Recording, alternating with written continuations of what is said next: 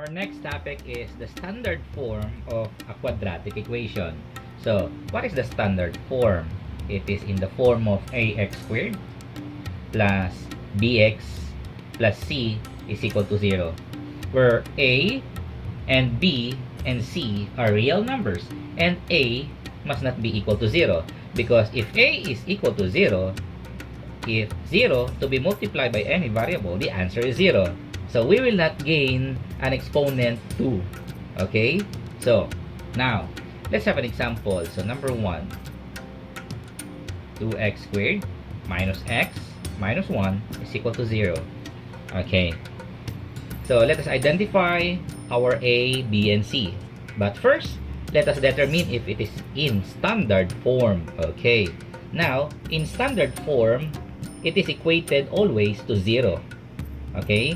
Then, we have noticed that our a here is positive 2. Okay?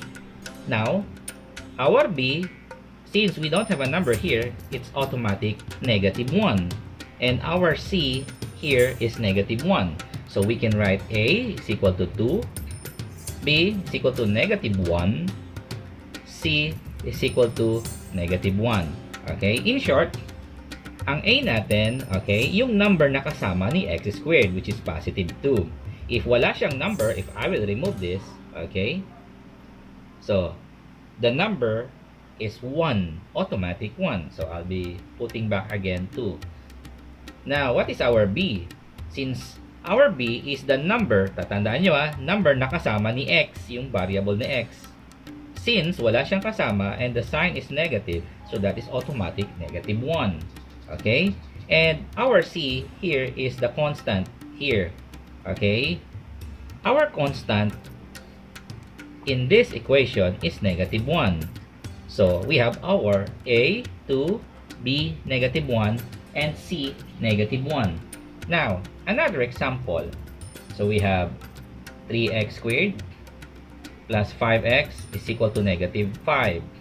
Okay? So, we have noticed that this is not in standard form. So, first, what we are going to do is we have to arrange it in the form of standard.